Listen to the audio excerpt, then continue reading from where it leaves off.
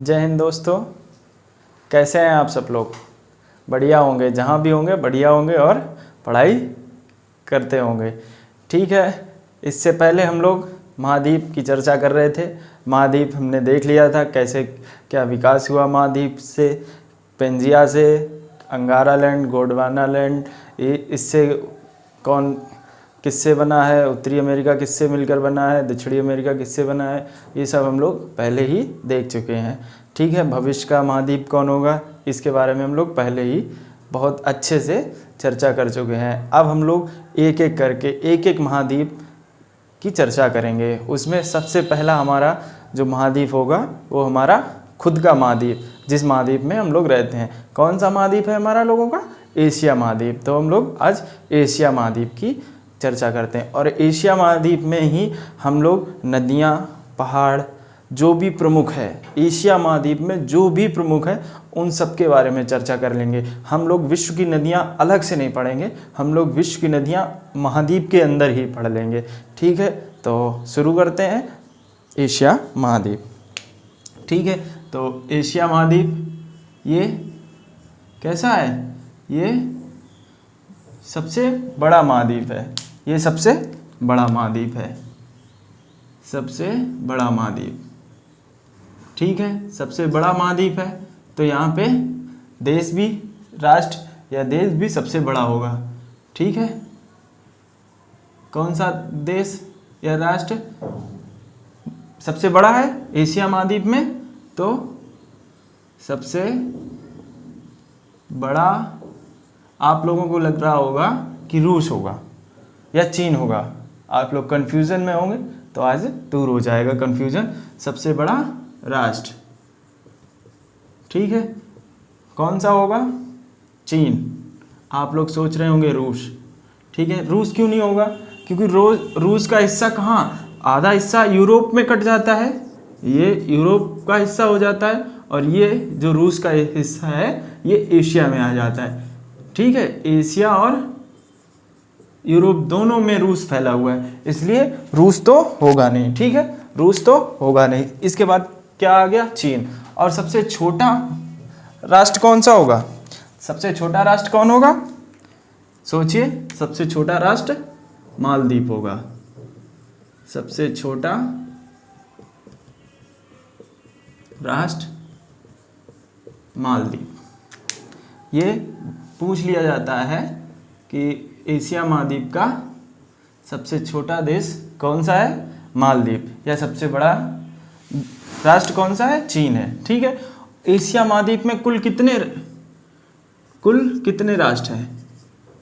कुल राष्ट्र या कुल देश। ठीक है, राष्ट्र और देश एक ही बात है। ठीक है, कितने हैं? याद होगा आप सबको, पहले ही पढ़े होंगे, 47। ठीक है, इसमें सबसे बड़ा कौन सा हो गया? चीन हो गया। सबसे छोटा क्या हो गया? मालदीव हो गया। ठीक है, अब हम लोग देख लेते हैं कि इसको क्या क्या बोलते हैं, एशिया महाद्वीप को क्या क्या बोलते हैं। एशिया महाद्वीप को हम लोग विविधताओं का देश बोलते हैं। आगे बात करते हैं क्यों बोलते हैं विविधताओं का देश। ठीक है, विविधताओं का देश बोलते हैं। ठीक है, सबसे बड़ा एशिया महाद्वीप है। ठीक है, इसमें कुल 47 राष्ट्र हैं। सबसे बड़ा चीन, सबसे छोटा मालदीव। ठीक है, ये तो हो गई एशिया द्वीप महाद्वीप की बात। अब हम लोग देख लेते हैं कि उसकी उत्पत्ति कैसे हुई। इसकी उत्पत्ति कैसे हुई ये देख लेते हैं। उत्पत्ति कहाँ से हुई? सबसे पहले पेंजिया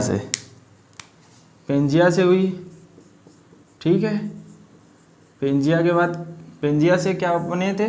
दो बने थे, एक अंगारा लैंड, ये हम लोग पहले ही महाद्वीप में पढ़ चुके हैं। ठीक है, और फिर गोंडवाना लैंड। ठीक है,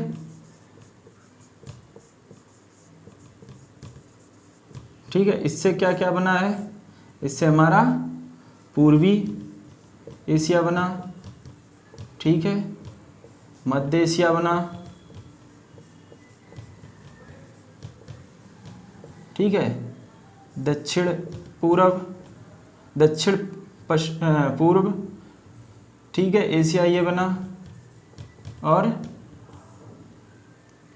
इससे क्या बना, इससे हमारा दक्षिणी, जिसमें हम लोग किसको लेते हैं, दक्षिणी एशिया, जिसमें हम लोग भारत को लेते हैं।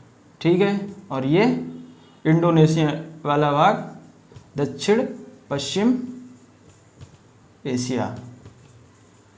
ठीक है, ये हमारे, इससे हमारी एशिया की उत्पत्ति कहाँ से हुई, पेंजिया, पेंजिया से अंगारा लैंड, अंगारा से गोंडवाना, गोंडवाना से दक्षिणी एशिया जिसमें भारत आ जाता है, दक्षिण पश्चिम एशिया, और ये हमारा पूर्वी एशिया, मध्य एशिया और दक्षिण पूर्व एशिया, दक्षिण पूर्व एशिया। ठीक है, ये तो हो गई बात।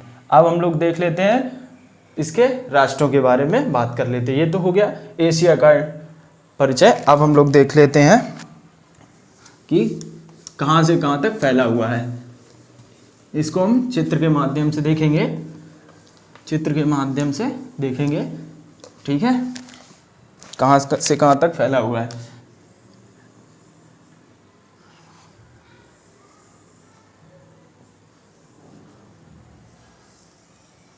ठीक है, इधर भाग हमारा क्या हो गया, ये उत्तर भाग, ये दक्षिण भाग, ये पूर्व भाग और ये पश्चिम भाग। ठीक है, ये पश्चिम भाग। ये इधर क्या हो जाएगा हमारा, इधर हमारा प्रशांत महासागर, इधर हमारा प्रशांत महासागर। चित्र में आप लोग देख रहे होंगे, प्रशांत महासागर हो जाएगा पूर्व साइड, और दक्षिण साइड क्या हो जाएगा, दक्षिण साइड हमारा हिंद महासागर हो जाएगा। इसमें हमारा चीन हो जाएगा, इसके पास ही लगा हुआ है। एशिया के बाद रूस से ही थोड़ा हटके हमारा चीन लगा है, और चीन के बाद अगर देखा जाए तो यहाँ हिंद महासागर आ गया। ठीक है, और इधर हमारे काफ़ी लगते हैं। एक तो यूराल पर्वत लगता है, यूराल पर्वत। ठीक है, फिर इधर यूराल नदी लगती है, इधर यूराल नदी लगती है। यूरोप का हिस्सा इधर लगता है, यूराल नदी।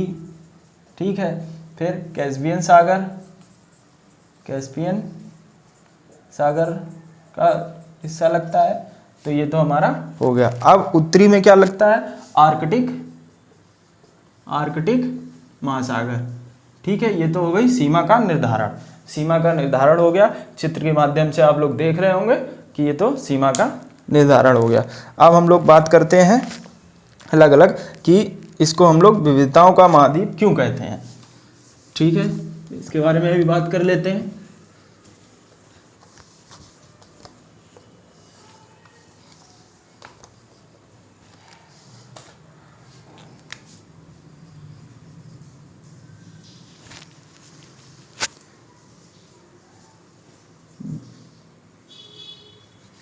विविधताओं का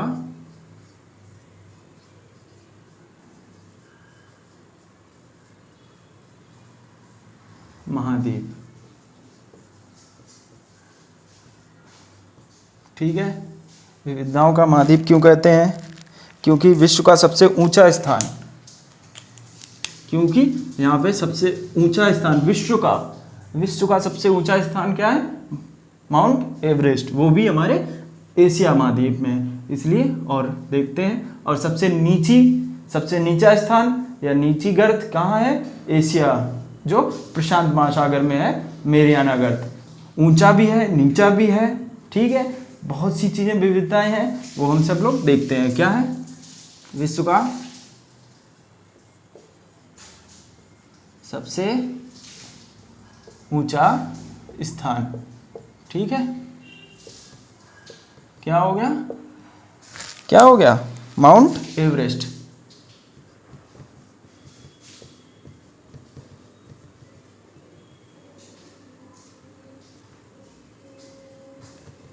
माउंट एवरेस्ट। ठीक है, और विश्व का सबसे नीचा स्थान, ये क्या हो गया, मेरियाना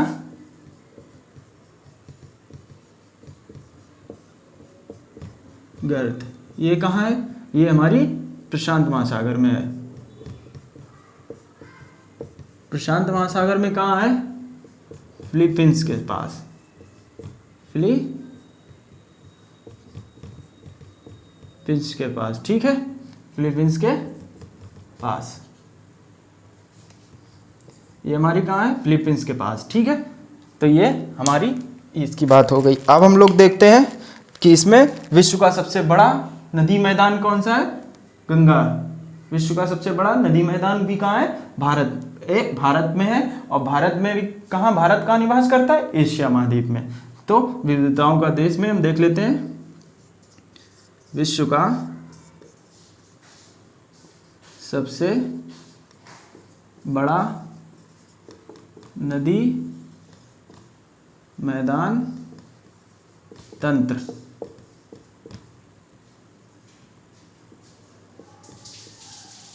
कौन सा हो गया, गंगा नदी तंत्र, ठीक है, गंगा नदी तंत्र, ठीक है। ये तो हो गया विश्व का सबसे बड़ा नदी मैदान तंत्र, ठीक है।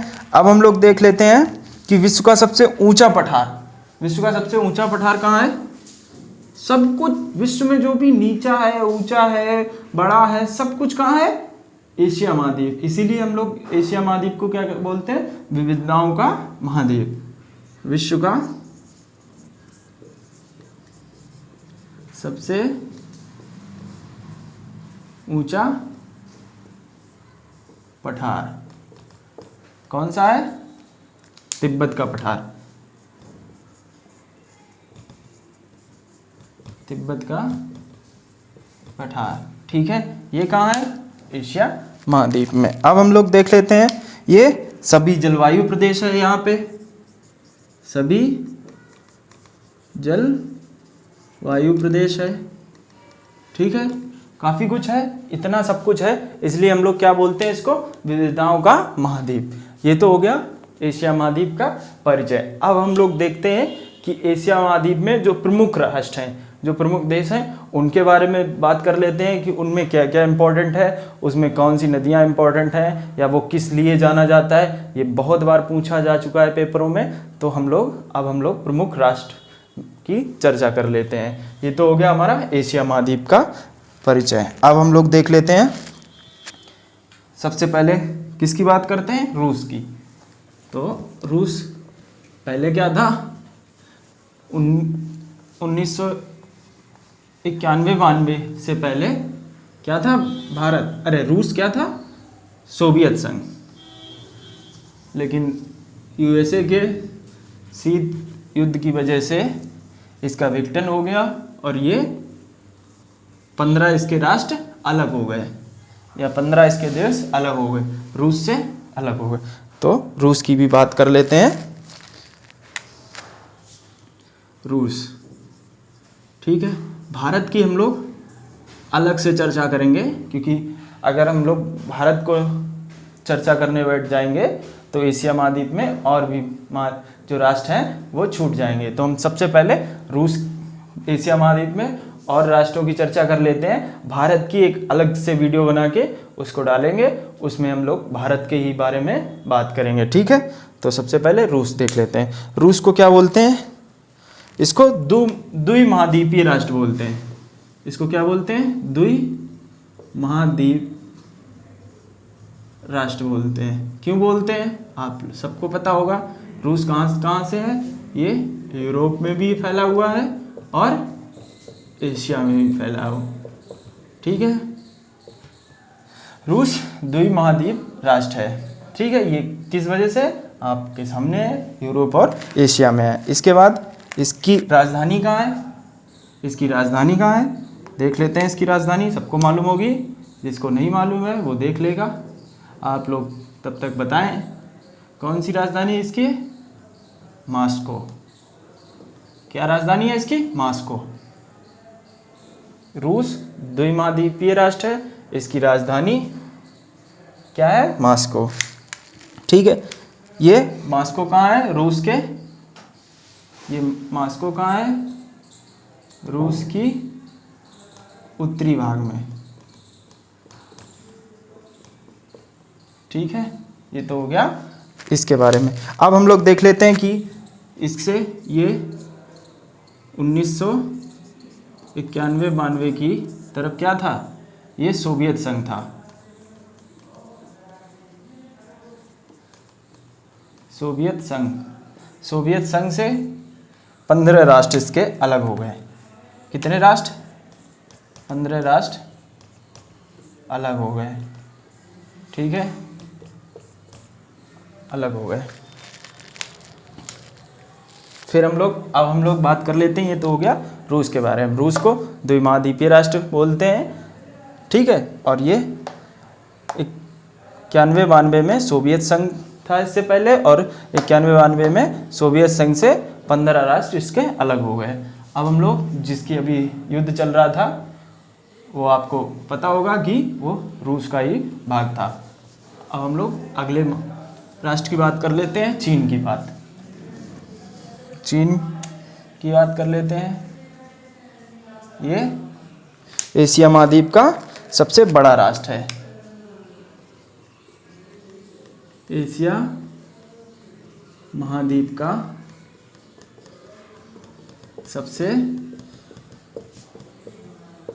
बड़ा राष्ट्र। क्यों राष्ट्र बड़ा है? ये क्षेत्रफल के हिसाब से भी बड़ा है,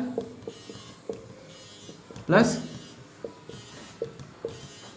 जनसंख्या के हिसाब से भी बड़ा है। ठीक है, दोनों के हिसाब से ये सबसे बड़ा राष्ट्र है। अब हम लोग देख लेते हैं चीन में क्या क्या है। इसकी राजधानी कहाँ है? इसकी राजधानी सबको पता होगी। राजधानी कहाँ है? बीजिंग शहर में। ठीक है, बीजिंग शहर इसकी राजधानी है। ये किस क्षेत्र में अग्रणी है? ये गेहूँ, लोहा, इसमें उत्पादन में ये अग्रणी है। ठीक है, ये तो हो गई चीन के बारे में बात। अब हम लोग देख लेते हैं अगले राष्ट्र के बारे में। अगले राष्ट्र के बारे में देख लेते हैं, जापान के बारे में अब बात कर लेते हैं। जापान भी एशिया महाद्वीप का हिस्सा है, जो पूर्व में है, पूर्वी एशिया का भाग है। जापान के बारे में बात करते हैं। जापान को क्या बोलते हैं? सुकुमारों का देश। सुकुमारों का देश के अलावा क्या बोलते हैं जापान को? बताएं आप लोग। इसको हम लोग उगते सूर्य का भी देश बोलते हैं। जापान, जापान को क्या बोलते हैं? उगते सूर्य का देश। मैं ये आपको वही क्वेश्चन बता रहा हूँ जो परीक्षा में बार बार पूछे जाते हैं। पूछ लिया जाता है उगते सूर्य का देश किसे कहते हैं, सुकुमारों का देश किसे कहते हैं? सुकुमारों का देश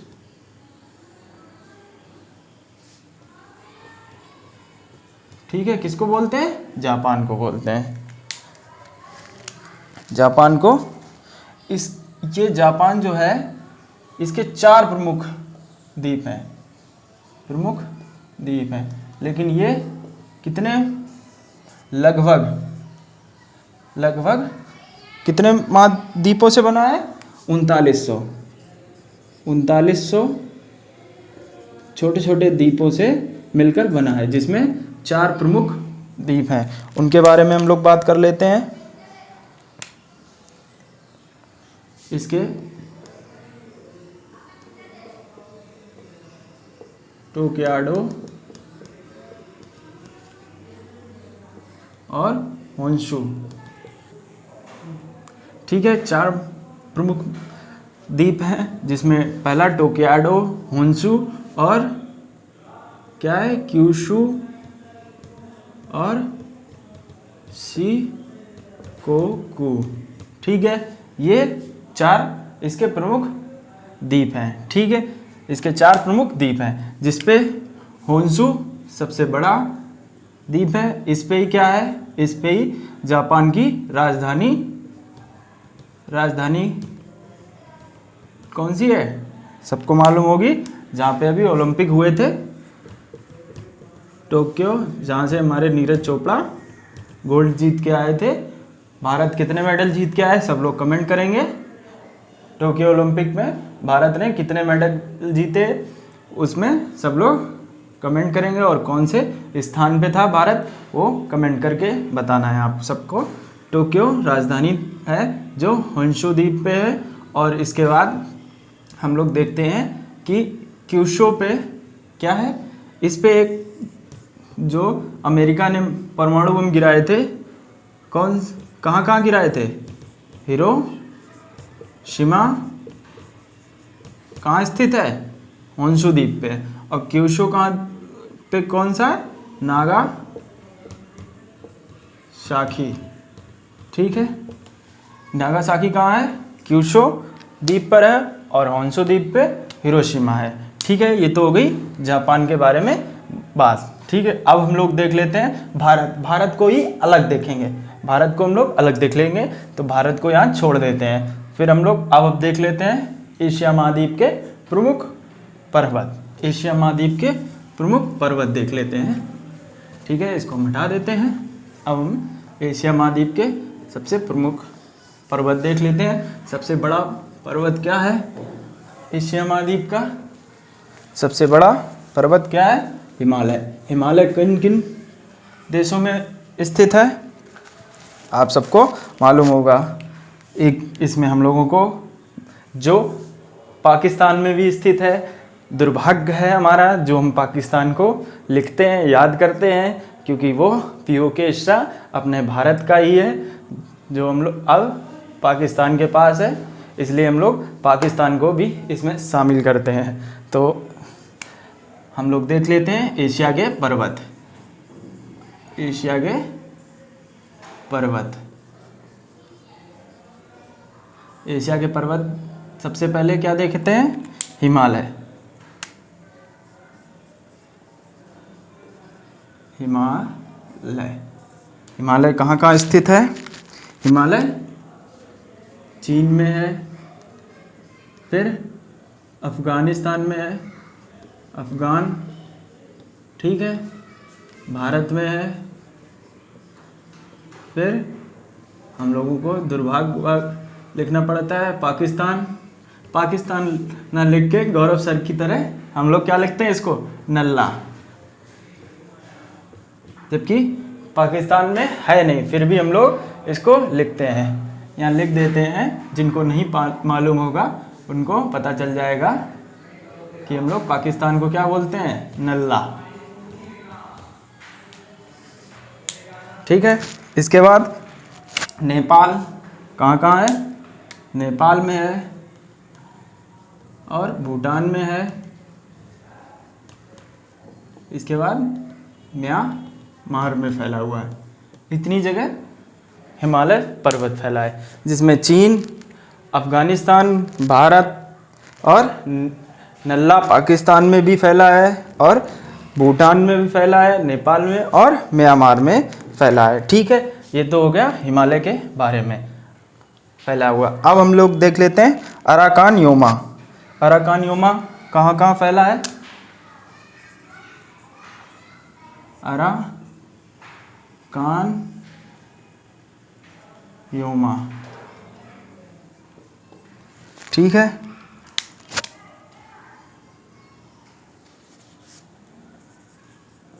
अराकान योमा ये कहाँ है, ये हमारा भारत और म्यांमार में, भारत में ही कुछ हिस्सा इसका है, जो हिमालय पर्वत का ही भाग है जो म्यांमार में चला गया है। यह भारत में इधर अंडमान के साइड है, वो हमारा क्या है, अराकान योमा है। तो इसको दो जगह, एक म्यांमार और भारत, ठीक है, म्यांमार और भारत में फैला है। फिर इसके बाद हम लोग देख लेते हैं जापान का, एक बहुत बार पूछा जा चुका है, कौन सा, फ्यूजी यामा। ये कैसा है, ये ज्वालामुखी, ज्वालामुखी पर्वत है। ठीक है, ये कहाँ स्थित है? ये जापान में स्थित है। ठीक है, तो ये तो हो गई पर्वत की बात। अब हम लोग देख लेते हैं एक और पर्वत है जो हमारा, इसको हटा देते हैं, फिर हम लोग बात करते हैं एक और म्यांमार का पर्वत। ये हम लोगों को एक बार फिर देख लेते हैं। हिमालय कहाँ कहाँ फैला है? चीन, अफगानिस्तान, भारत और नल्ला में जो हमारा पीओके वाला भाग है, नेपाल में, भूटान में और म्यांमार में। अराकानियोमा जो म्यांमार का, प्रमुख रूप से म्यांमार का है, जो म्यांमार और भारत में भी फैला है। और फ्यूजियामा एक ज्वालामुखी पर्वत है जो जापान में है। ठीक है,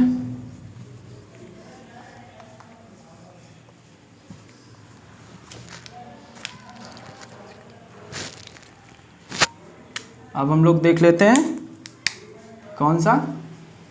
सरामती शिखर। ये कहाँ का है?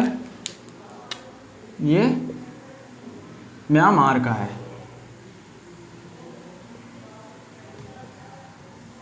म्यांमार का, ठीक है। सरामती शिखर ये कहाँ का है? म्यांमार का। फिर इसके बाद हम लोग एक और देख लेते हैं, गोलाली। ये आप लोग याद नहीं रखेंगे भी तो भी कोई बात नहीं, ये बहुत कम पूछे जाते हैं। ये बड़ी बड़ी जो हमारे एग्ज़ाम है उनमें पूछे जाते हैं। गोलाली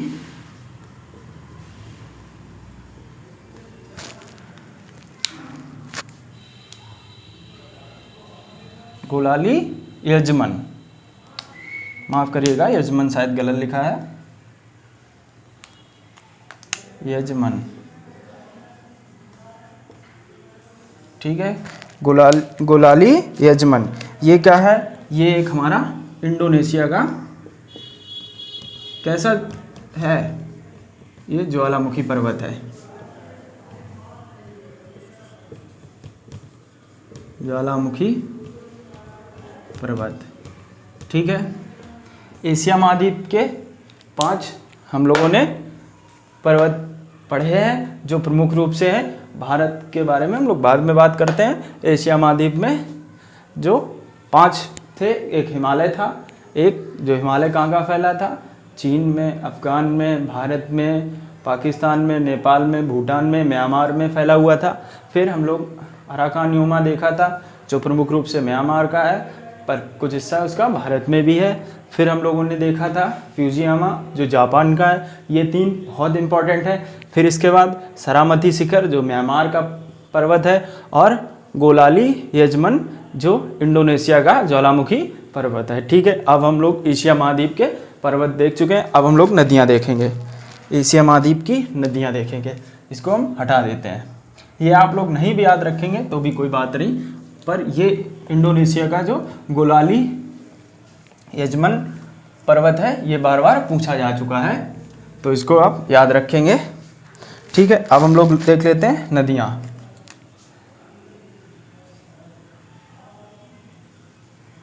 नदियों में सबसे पहले किसकी बात करेंगे? एशिया महाद्वीप की सबसे लंबी नदी कौन सी है? एशिया महाद्वीप की ही बात कर रहे हैं तो हम लोग इसकी बात करते हैं, सबसे लंबी नदी।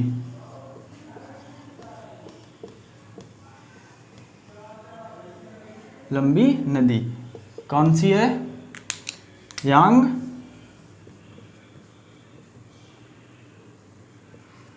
टीसी। ठीक है, यांग टीसी, यांग टीसी नदी। यांग टीसी नदी ये कहाँ से कहाँ फैली है? ये चीन की नदी है। ये कहाँ की नदी है? चीन की नदी है, या हम बोल सकते हैं चीन की सबसे लंबी नदी कौन सी है? बंद करो इसको। यांग टीसी जो नदी है, अब इसके बारे में बात कर लेते हैं। यांग टीसी, कहीं कहीं क्यांग भी लिखा होता है। आप लोग चाइनीज़ नाम पे इतना विश्वास ना करिए, जैसे चाइनीज़ सामान पे विश्वास नहीं करते हैं, वैसे इस पे नाम पे भी विश्वास ना करिए। केवल एक याद रखिए, यांग टीसी क्यांग। ये निकलती कहाँ से, इसका देख लेते हैं। ये तिब्बत के पठारी क्षेत्र, तिब्बत के पठारी क्षेत्र कहाँ से,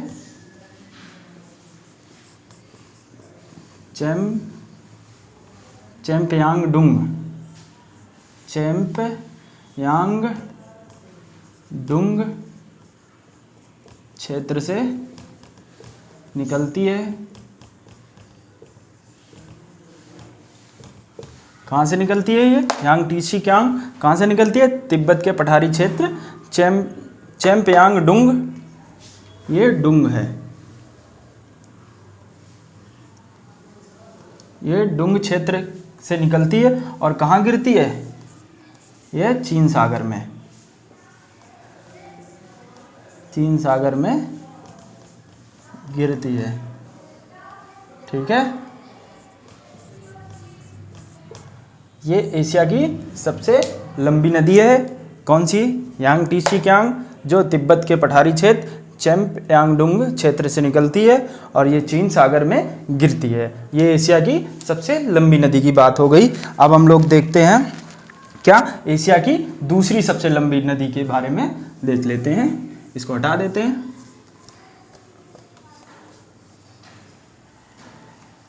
दूसरी लंबी नदी कौन सी है, कौन सी है, मेकांग नदी। ठीक है, मेकांग नदी। ठीक है, ये कौन सी है, ये एशिया की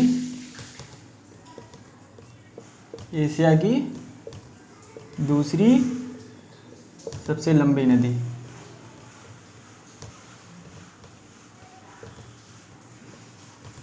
ठीक है, ये निकलती कहाँ से है, ये तिब्बत के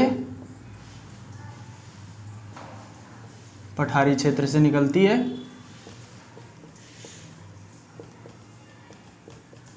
ठीक है, तिब्बत के पठारी क्षेत्र से निकलती है।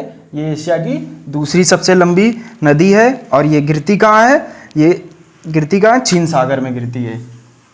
ये चीन सागर में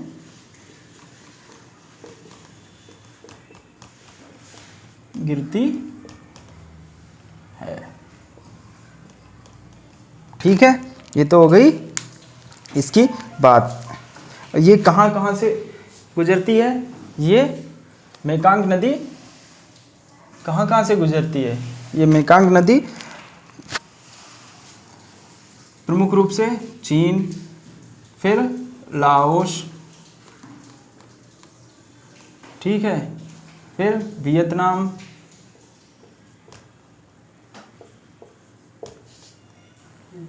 चीन, लाओस, वियतनाम, फिर कंबोडिया और थाईलैंड। ठीक है, इतने देशों में बहती हुई कहाँ गिरती है, चीन सागर में गिर जाती है। ये अब हो गई एशिया की दूसरी सबसे लंबी नदी की बात। ये मेकांग नदी है जो तिब्बत के पठारी क्षेत्र से निकलती है और चीन सागर में गिर जाती है। ये बहती कहाँ कहाँ से, चीन, लाओस, वियतनाम, कंबोडिया और थाईलैंड में बहती है। अब हम लोग अगली नदी के बारे में देख लेते हैं। ठीक है, अगली नदी के बारे में देख लेते हैं जो चीन का शोक बोलते हैं, जिसको हम लोग, उसके बारे में भी बात कर लेते हैं। आप सबको पता चल गया होगा किस नदी के बारे में हम लोग बात करने वाले हैं आगे। किस नदी के बारे में बात करने वाले हैं, हुआंगो नदी, जिसको हम लोग चीन का शोक बोलते हैं। और भारत में किस नदी को बोलते हैं शोक, बताएंगे सब लोग कमेंट में। जो अपना बहुत मार्ग बदलती है भारत में, उस नदी का नाम सब लोग कमेंट करके बताएंगे। ठीक है, अभी हम लोग भारत के बारे में बाद में बात करते हैं, अभी हम एशिया की नदियों के बारे में बात कर रहे हैं। ठीक है, उसमें हम लोग हुआंगो नदी के बारे में बात करते हैं।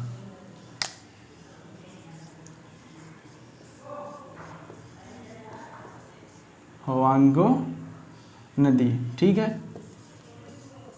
चाइनीज़ नाम पता नहीं कैसे होते हैं, ये चौपियों वाले पता नहीं कैसे कैसे नाम रखते हैं। अब हम लोग देख लेते हैं हुआंगो नदी, इसको क्या बोलते हैं, इसको चीन का शोक बोलते हैं और इसको पीली नदी बोलते हैं। क्यों बोलते हैं?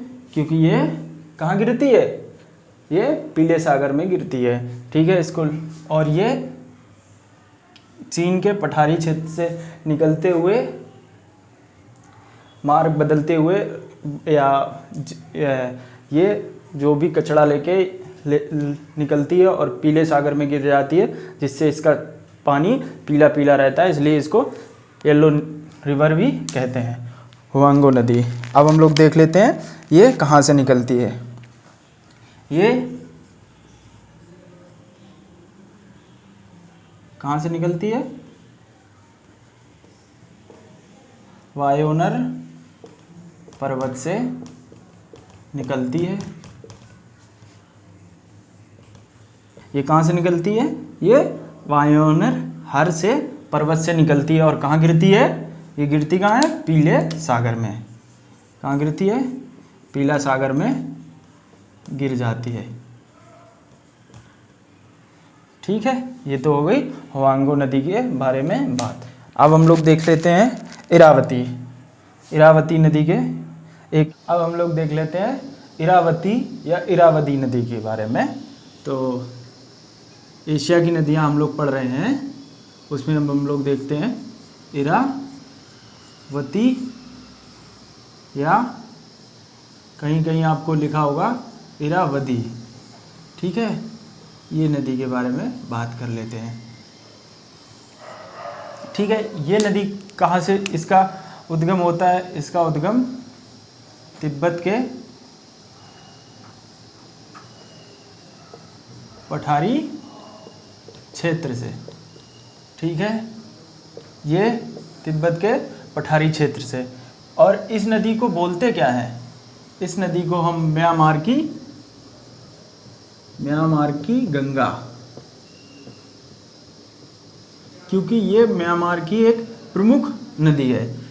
आया हुआ क्वेश्चन है कि म्यांमार की गंगा किसे कहते हैं, तो इरावती या इरावदी नदी मिलेगा आपको। ठीक, कहीं कहीं इरावती भी मिलेगा, कहीं कहीं इरावदी भी मिलेगा। ठीक है, इसको हम ध्यान रखेंगे कि इसको म्यांमार की गंगा बोलते हैं, इसको म्यांमार की गंगा बोलते हैं। और ये म्यांमार की एक प्रमुख नदी है। और ये गिरती कहाँ है? ये गिरती है अंडमान सागर में। ठीक है, अंडमान सागर में ये गिर जाती है। ठीक है, ये हो गई म्यांमार की प्रमुख नदी। अब हम लोग देख लेते हैं दूसरी नदी जो श्रीलंका की प्रमुख नदी है। श्रीलंका की गंगा किसे कहते हैं? आपको शायद पता हो, जल्दी कमेंट करिए, श्रीलंका की गंगा किसे कहते हैं? ठीक है, तो महावेली गंगा। क्या बोलते हैं उसको? महावेली गंगा को श्रीलंका की क्या बोलते हैं? गंगा। इसको क्या बोलते हैं? श्रीलंका की गंगा बोलते हैं। ठीक है, ये तो हो गया हम लोगों का क्या, नदियों का। एशिया महाद्वीप की प्रमुख नदियां हो गई। अब हम लोग देखते हैं कि एशिया महाद्वीप में क्या प्रमुख है। एशिया महाद्वीप में जो प्रमुख है, जिसके लिए एशिया महाद्वीप जाना जाता है, उसके बारे में भी बात कर लेते हैं। चलिए इसको मिटा देते हैं, फिर हम लोग देखते हैं आगे। भारत में सबसे ज़्यादा नदियाँ पाई जाती हैं। ठीक है, भारत में सबसे ज़्यादा नदियाँ पाई जाती हैं। ये क्वेश्चन आया हुआ है कि एशिया महाद्वीप में वह कौन सा राष्ट्र है जिसमें सबसे ज़्यादा नदियाँ पाई जाती हैं। और एक क्वेश्चन ये भी आया है कि एशिया महाद्वीप में वह कौन सा राष्ट्र है जिस पर एक भी नदियाँ नहीं हैं। तो हम लोग देख लेते हैं एशिया महाद्वीप में सबसे अधिक नदियों वाला देश कौन हो गया? भारत हो गया। कौन हो गया इसमें? भारत हो गया। ठीक है, इसमें भारत हो गया। फिर हम लोग देख लेते हैं एशिया महाद्वीप में बिना नदियों वाला, एक भी नदियां नहीं है, बिना नदियों वाला देश। ठीक है, एशिया महाद्वीप में बिना नदियों वाला देश कौन सा हो गया? इसमें हो गया सऊदी अरब। ठीक है, एशिया महाद्वीप का एकमात्र देश है जहां पर कोई भी नदियां नहीं है, वहां पे एक भी नदियां नहीं है, वो है सऊदी अरब। ठीक है, ये तो हो गया नदियों के बारे में बात। अब हम लोग देख लेते हैं और आगे। ठीक है, इसको हटा देते हैं।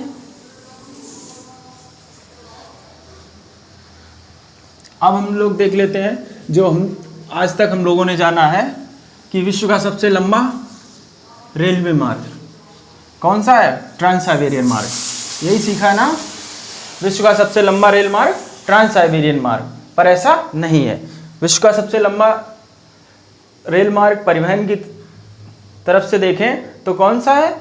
चीन के ग्वांगझाओ से स्पेन की राजधानी मैड्रिड तक, तो उसको क्या बोलते हैं? ग्वांगझाओ स्पेन मैड्रिड रेल मार्ग। ठीक है, वो कितना है? वो है 10,460 किलोमीटर, जो चीन के ग्वांगझाओ से और स्पेन की मैड्रिड तक जाता है, जो 7 राष्ट्रों से, मतलब 7 देशों से गुजरता हुआ जाता है। यह विश्व का सबसे लंबा रेल मार्ग है। अभी तक हम लोग ट्रांस साइबेरियन मार्ग पढ़ते रहे, वो अब नहीं रहा। ठीक है, वर्तमान में क्या है?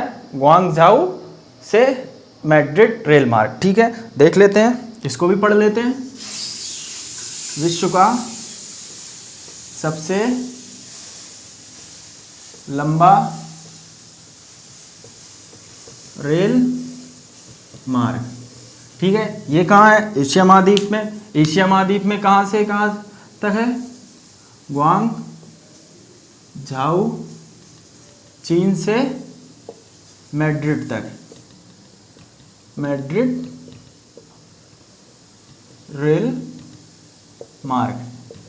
ठीक है, ये विश्व का सबसे लंबा रेल मार्ग है। ठीक है, ये कहाँ से है? ग्वांगझाओ कहाँ से है? ये चीन से है। और ये मैड्रिड कहाँ है? ये स्पेन की राजधानी है। ठीक है, ये कितने राष्ट्रों से गुजरता है? ये 7 देशों से गुजरता हुआ जाता है। ठीक है, इसकी लंबाई कितनी है? इसकी लंबाई 10,460 किलोमीटर। ठीक है, ये हो गया हमारा विश्व का सबसे लंबा रेलवे मार्ग। अब हम लोग बात करते हैं, जैसे एशिया महाद्वीप लोएस्क में किस लेवल पे है, या पेट्रोलियम में कहाँ है, ये सब बात करते हैं। ठीक है, आगे बात करते हैं। अब हम लोग देख लेते हैं एशिया महाद्वीप में कौन देश किस में अग्रणी है। ठीक है, तो हम लोग देख लेते हैं लोएस्क में कौन अग्रणी देश है।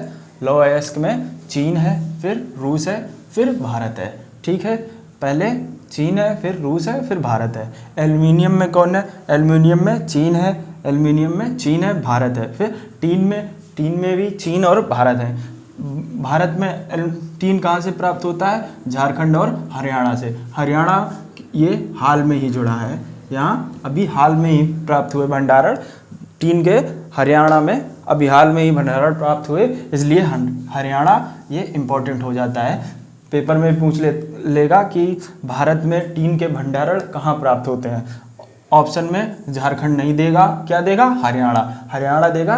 तो अब ये हाल में ही जुड़ा है, इसलिए ये इम्पोर्टेंट हो जाता है। ठीक है, फिर हीरा रूस के कुंजवास क्षेत्र से और भारत के पन्ना क्षेत्र से प्राप्त होता है। ठीक है, विश्व लेवल पे या एशिया लेवल पे हम लोग देख रहे हैं, जिसमें रूस का कुंजवास क्षेत्र और भारत का पन्ना क्षेत्र। ठीक है, कोयला में चीन, फिर भारत में कहाँ? छत्तीसगढ़, पश्चिम बंगाल, झारखंड, उड़ीसा आदि से प्राप्त होता है। इसके बाद फिर रूस से प्राप्त होता है। ठीक है, पेट्रोलियम के में कौन आगे? खाड़ी देश हैं, ईरान, सऊदी अरब, कुवैत, इराक। ठीक है। फिर भारत का तटीय प्रदेश, भारत का तटीय प्रदेश, ठीक। भारत के तटीय प्रदेश के अलावा असम का डिगबोई, जहाँ पर भारत का पहला पेट्रोलियम कुआं है, ठीक है। असम में ही भारत का पेट्रोलियम कुआं है, जो प्रथम पेट्रोलियम कुआं है वो असम के डिगबोई में है, ठीक है। इसलिए कहाँ से प्राप्त होता है? असम से। फिर प्राकृतिक गैस में ईरान, फिर इराक, फिर रूस, ठीक है। और यूरेनियम में उज्बेकिस्तान, उज्बेकिस्तान में विश्व लेवल पे देखें। और ये भारत लेवल पर, आप सोच रहे होंगे कि भारत लेवल हमने भारत पे क्यों कर दिया है? क्योंकि यूपी का ललितपुर में यूरेनियम अल्प मात्रा में प्राप्त होते हैं। यूपी का ललितपुर में, भारत के यूपी के ललितपुर में अल्प मात्रा में यूरेनियम प्राप्त होता है, इसलिए ये इम्पॉर्टेंट हो जाता है। लेकिन विश्व लेवल पे ये नहीं पूछेगा कि यूरेनियम का भंडारण कहाँ है। यूरेनियम का भंडारण उज्बेकिस्तान में, अल्प मात्रा में भारत में भी मिलता है। भारत में कहाँ मिलता है? यूपी के ललितपुर में। ये तो हो गया एशिया महाद्वीप के बारे में चर्चा। अब हम लोग अगले महाद्वीप की अगले टर्न पर चर्चा करते हैं। अगर आपको वीडियो अच्छा लगा है तो लाइक करें, शेयर करें, अपने दोस्तों में शेयर करें, ठीक है, ग्रुप में शेयर करें और चैनल को अधिक से अधिक सब्सक्राइब करें, जिससे हम और मोटिवेट हों और ऊर्जा के साथ और अच्छी तरीके से पढ़ाएं आपको, ठीक है। धन्यवाद, जय हिंद।